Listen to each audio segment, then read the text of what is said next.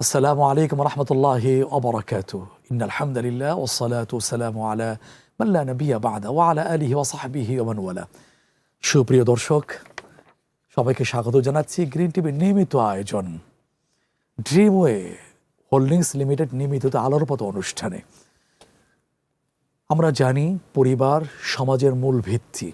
এই সম্পর্ক দৃঢ় করার জন্য পরিবারের দাওয়াতের কোনো বিকল্প নেই।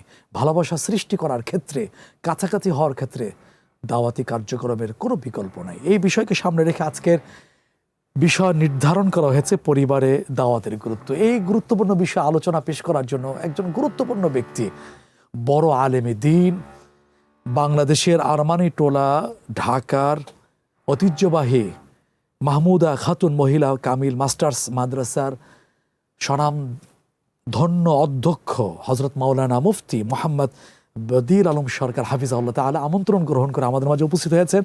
মোহতারামকে জানাচ্ছি আসসালামু আলাইকুম রাহমাতুল্লাহি ওয়া বারাকাতুহু। ওয়া আলাইকুম আসসালাম ওয়া রাহমাতুল্লাহি ওয়া বারাকাতুহু।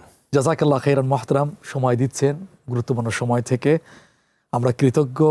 আজকের আমাদের আলোচনার বিষয় হলো পরিবারে দাওয়াতের গুরুত্ব।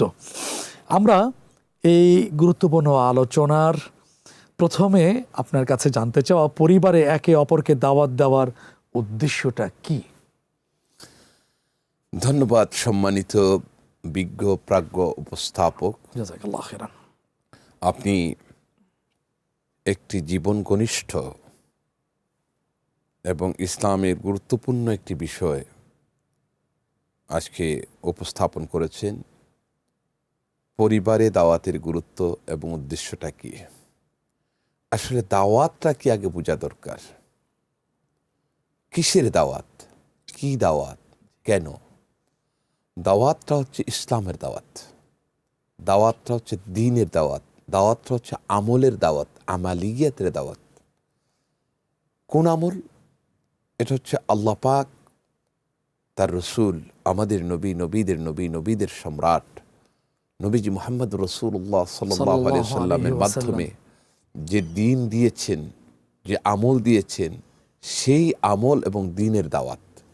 সেই জন্য স্বয়ং আল্লাহ পাক কোরআনে কারীমের মধ্যে নবীজিকে অর্ডার করেছেন, ইয়া আইয়ুহার রাসূল বাল্লিগ মা উনজিলা ইলাইকা মির রাব্বিক। হে আমার রসুল মুহাম্মদ সাল্লাল্লাহু আলাইহি ওয়াসাল্লাম, আপনি দাওয়াত দেন, পৌঁছায় দেন। পৌঁছায় দেন মানে দাওয়াতের কাজটা পৌঁছায় দেন। কি পৌঁছাবেন? মা উনজিলা ইলাইকা মির রাব্বিক, তোমার রবের পক্ষ থেকে যেই জিনিস আপনাকে দেওয়া হয়েছে, নাজিল করা হয়েছে, সে কোরআন এবং এ ওহীর দাওয়াতটা আপনি পৌঁছে দিন। আল্লাহ পাক কোরআনে কারীমের মধ্যে বলছেন, উদউ ইলা সাবিলি রাব্বিকা বিল হিকমাতি ওয়াল মাউইযাতিল হাসানা। আপনি ডাকুন, উদউ ইলা সাবিলি রাব্বিকা, তোমার রবের পথে। রবের পথ কোনটা? এই কোরআন, হাদিস, ইসলামের পথ। তাহলে আমরা প্রথমে পেলাম যে সঙ্গ আল্লাহ নির্দেশ দিয়েছেন নবীজিকে, এবং নবী সাল্লাল্লাহু আলাইহি ওয়াসাল্লাম উম্মতকে বলেছেন, বাল্লিগু আন্নি ওয়ালাউ আয়াতান, আমার পক্ষ থেকে একটি আয়াতও যদি পৌঁছে তাহলে এটা পৌঁছায় দাও, এই দাওয়াতটা তুমি দিয়ে দাও। উদ্দেশ্য আহসানু কাওলান মিম্মান দাআ ইলাল্লাহ, তার চাইতে উত্তম ব্যক্তি কে আছে যে আল্লাহর দিকে মানুষকে আহ্বান করে, ওয়া ক্বালা ইন্নানী মিনাল মুসলিমিন। এই সমস্ত কোরআন হাদিস থেকে আমরা যে বিষয়টা বুঝলাম যে পরিবারের দাওয়াতরা, পরিবারের সদস্য দাওয়াতরা, এটা একটা ফরজ ইবাদত। কেমন ফরজ ইবাদত? প্রথম হচ্ছে, একটা পরিবার গঠিত হয় বাবা মা সন্তান সন্ততি, এরপরে পাড়া প্রতিবেশী। এটা পাড়া প্রতিবেশী বাদ দিলাম, বাবা মা সন্তান সন্ততি, ছেলে মেয়েদেরকে নিয়ে পরিবার। তাহলে প্রথম হচ্ছে পরিবারের মেইন গার্জিয়ান যিনি, বাবা, তার বাবা মানে দাদা, ওনাদের দায়িত্ব হচ্ছে এই দ্বীনের দাওয়াতরা তার পরবর্তী প্রজন্ম যারা আছে তাদের কাছে পৌঁছে দেওয়া। এখন পরবর্তী প্রজন্মকে, আমার প্রজন্ম আমার সন্তান, আমার সন্তানের কাছে আমি প্রথমে দ্বীনের দাওয়াতটা পৌঁছে দেওয়া। দাওয়াতটা পৌঁছে দেওয়া মানে এখানে তাকে এই শিক্ষাটা দেওয়া, এই দ্বীনের শিক্ষাটা তার কাছে পৌঁছে দেওয়া, এবং মৌলিক ইসলামের বিধানগুলো তাকে শিক্ষা দেওয়া। আমরা কত জিনিস শিখাই, এবং ওই যে আগডুম বাগডুম গোরাডুম বললেন, আরও কত কিছু আছে যেগুলো শিক্ষা দিই। এটা কিন্তু তার উপকার, না দেশ ও জাতির উপকার। সেজন্য তাকে পারিবারিকভাবে এই এই এই দাওয়াতের মাধ্যমে, নির্দেশনার মাধ্যমে ইসলাম শিক্ষা দেওয়া। এই ইসলামী শিক্ষাটা তাকে দিয়ে দেওয়া, এটা ফরজ। এই এখন আপনি যদি মনে করেন, কেউ যদি মনে করেন না এটা তো আমরা ভাবিও নাই, না, ভাবতে হবে আপনাকে। এটা আপনার উপর ফরজ, সন্তানদেরকে এই শিক্ষাটা দেওয়া। শিক্ষাটা দিলেই তার কাছে দাওয়াতটা পৌঁছালেন, কারণ শিক্ষা ছাড়া দাওয়াত পৌঁছানোর কোনো ব্যবস্থা নেই। যদি না করেন তখন পরকালে ওই সন্তানই আপনার বিরুদ্ধে আল্লাহর কাছে মামলা দায়ের করবে। তাহলে আখেরাত থেকে বাঁচার জন্য দাওয়াতের কার্যক্রম, দাওয়াতের কাজ করতে হবে হবে। পরিবারকে প্রথমে, গঠন করতে সেজন্য হবে। ওয়ামুর আহলাকা বিসসালাতে, আগে পরিবারকে, ও আনফুসাকুম ওয়া আহলিকুম, নিজেরা বাঁচো এবং নিজেদের পরিবার পরিজন থেকে বাঁচাও। এই যে পারিবারিক যে কথাটা বললেন, তাহলে আগে হচ্ছে নিজ, এরপর হচ্ছে পরিবার। এই পারিবারিক বন্ধনের মাধ্যমেই এরপর সমাজ গঠিত হয়, রাষ্ট্র গঠিত হয়, দেশ ও জাতি ছড়িয়ে পড়ে। ধন্যবাদ মোহতারাম, অনেক আয়াত দিয়ে, হাদিস দিয়ে আপনি বুঝিয়েছেন দাওয়াত দেওয়ার মাধ্যমে আখেরাতে বাঁচবে দুনিয়ার সেই অসম্মানজনক জীবন থেকে। এরপরে দ্বিতীয় প্রশ্ন হলো, পরিবারের দাওয়াত দেওয়া কাকে প্রভাবিত করতে পারে? আবার শুনি একটু। পরিবারের দাওয়াটা কাকে বেশি প্রভাবিত করে? কাকে বেশি প্রভাব? হ্যাঁ, আচ্ছা, এই যে পরিবারে দাওয়াত দেওয়াটা, এটা প্রভাবটা হচ্ছে প্রথম ব্যক্তি, জি, এটা হলো তার পরিবারের মধ্যে এই প্রভাবটা পড়বে এটা প্রথমে। দাওয়াত দেওয়ার মধ্যে কারণ তারা প্রভাবিত যিনি হবে। দাওয়াত দিলেন, যাকে দিলেন, যিনি দিলেন তিনি কিন্তু শুনতেছেন।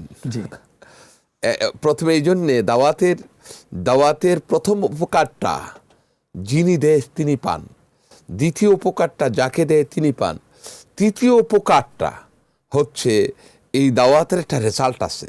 যেমন আপনি দাওয়াত দিলেন নামাজের, এখন এই পরিবারটা নামাজ পড়ছে, আপনি দাওয়াত দিলেন সৎ থাকার, আপনি দাওয়াত দিলেন উত্তম আচরণের, ভালো ব্যবহারের, আপনি তাকে শিক্ষা দিলেন, দাওয়াত দিলেন পরিবারকে নিয়ে কেমনে মিলেমিশে চলতে হয়। তো এই পরিবারটা যখন ইসলামাইজড হয়ে যায়, পরিবারটা যখন সুন্নাহকে অনুসরণ করে একটা সুনির্দিষ্ট ইসলামী আদর্শে লালিত হয়, গঠিত হয়, তখন দেখা যায় তার এই নূরটা আশেপাশে ছড়ায়। সুবহানাল্লাহ। অন্যান্য এই যে উপকারটাকে অন্যান্যরা দেখে যে ওর ছেলেটা তো বেয়াদবি করে না, জি, ওর ছেলেটা তো সম্ভবত নামাজে আসে, মানুষকে দেখলে সালাম দেয়, তারপরে দেখা যায় যে খুব দেখতে খুব ভদ্র, আচরণও ভালো। তো এই নূরটা, এটা কিন্তু একটা আলো। এই আলোটা আশেপাশের লোকদের অবলোকন করে, তখন অন্যরা তার দেখা দেখি আলোকিত হয়, প্রভাবিত হয় এবং তারা ভাবে, তাহলে এই আলোটা পরিবার থেকে সমাজে ছড়ায়। অনেক ধন্যবাদ। আরো প্রশ্ন আছে, জানবো ইনশাআল্লাহ। সময় হচ্ছে বিরতিতে যাবার। প্রিয় দর্শক, আপনারা শুনছেন পরিবারে দাওয়াতের গুরুত্ব, এই সম্পর্কে আলোচনা আরো বাকি আছে, শুনবো বিরতি থেকে ফিরে আসার পরে। ততক্ষণ আমাদের সাথেই থাকুন।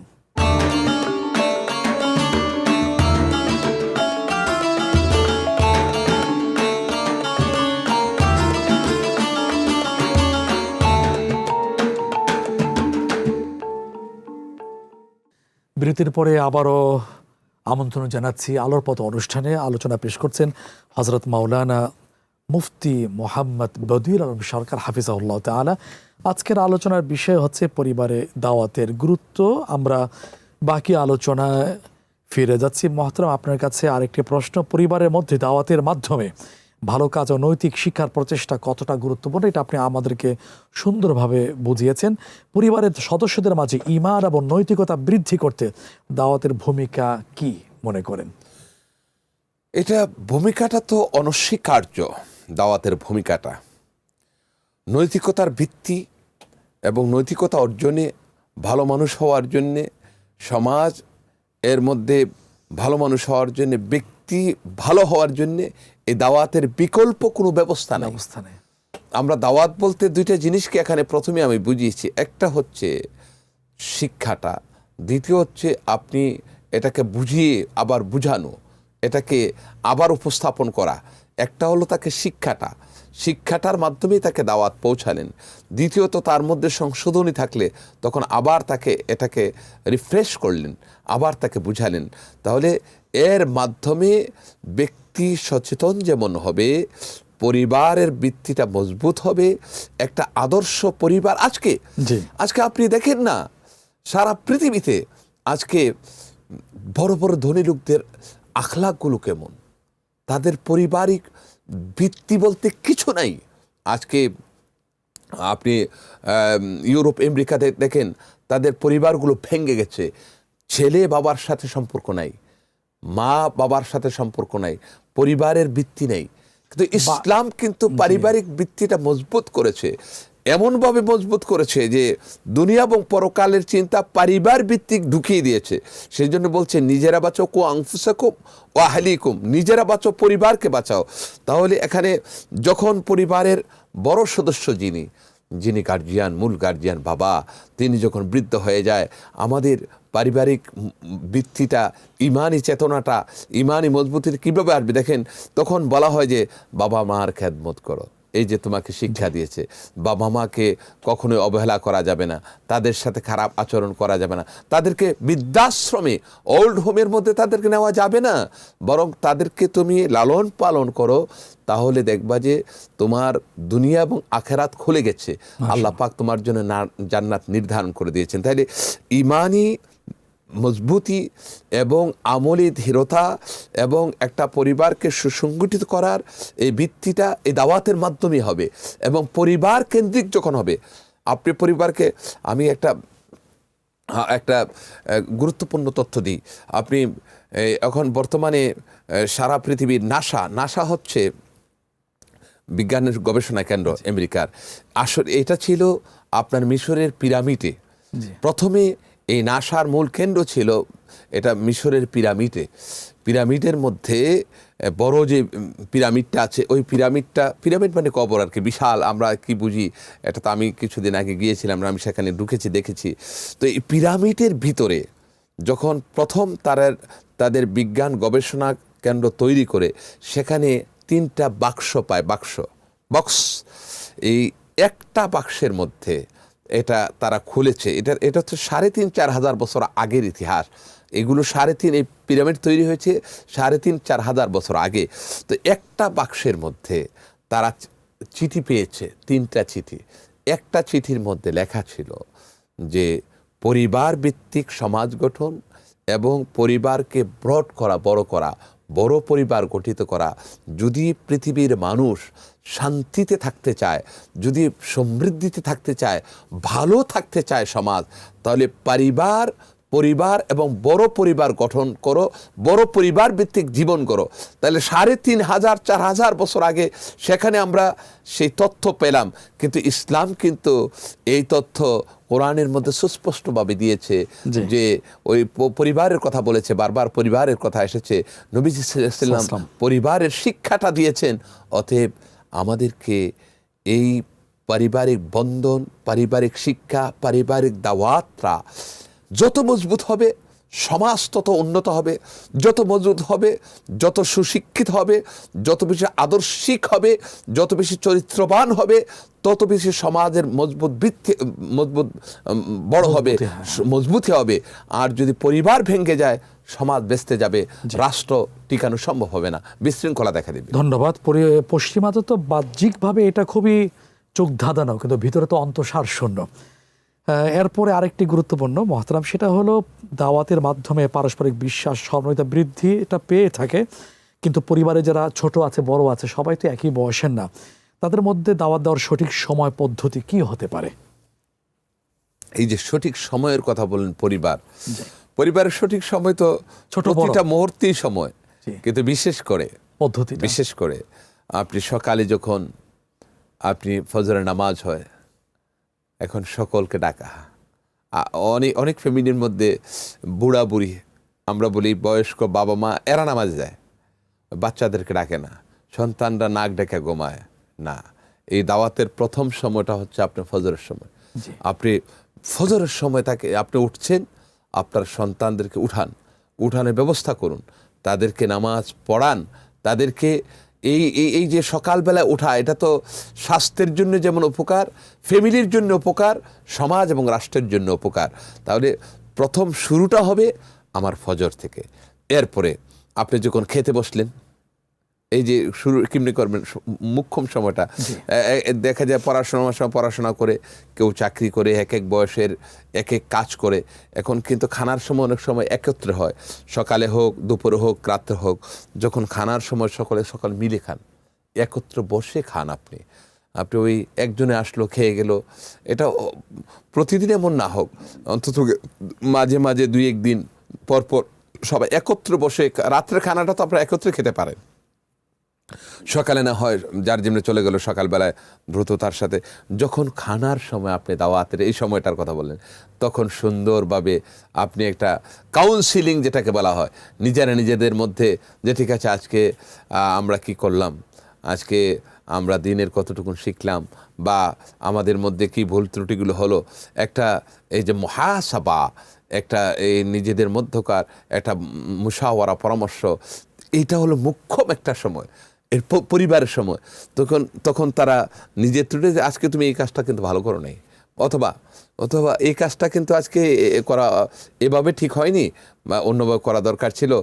অর্থাৎ ভুল ত্রুটিও থাকতে পারে, ভালোও থাকতে পারে। তাকে ধন্যবাদ দাও, আজকে তোমার এই কাজটা তো খুব চমৎকার হয়েছে, আজকে এই কাজটা আমি চেয়েছিলাম যে এই কাজটা তুমি করো, তোমার দ্বারা হয়েছে, তোমাকে ধন্যবাদ। এই যদি আমরা এই যে খাওয়ার সময়ের কথা বললাম, সবাই যখন একসাথে খাওয়া খায়, তখন আমাদের মধ্যে একটা মজবুতি তৈরি হয়, আমাদের মধ্যে একটা আদর্শিক এবং নবী সাল্লাল্লাহু আলাইহি ওয়াসাল্লামের এই যে সুন্নাতের একটা চর্চা শুরু হয়। তাহলে দেখা যায় যে এই পরিবারের ভিত্তিটা মজবুত হয়, এবং এই মজবুতির মাধ্যমেই আলো ছড়ায়। অনেক ধন্যবাদ, চমৎকার করে আপনি বিশ্লেষণ করেছেন, গুরুত্ব আমাদের সামনে তুলে ধরেছেন, জাযাকাল্লাহু খাইরান।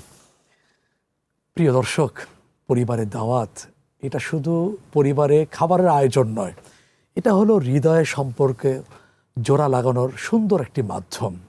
আর আত্মীয়তা সম্পর্ক বন্ধন ঠিক রাখা, এটা ইসলামেরই, ইমানেরই অবিচ্ছেদ্য অংশ। আসুন না, পরিবারের দাওয়াতের মাধ্যমে আমরা পরিবারে শান্তি, মহাব্বত, ভালোবাসা, ঐক্য প্রতিষ্ঠিত করি। আল্লাহ সেই তৌফিক দান করুন। যারা সম্পৃক্ত ছিলেন সবার প্রতি কৃতজ্ঞতা, জাযাকুমুল্লাহ খাইরান। আগামী কোনো পর্বে গুরুত্বপূর্ণ বিষয়ে দেখা হবে। আসসালামু আলাইকুম ওয়া রাহমাতুল্লাহি ওয়া বারাকাতুহু।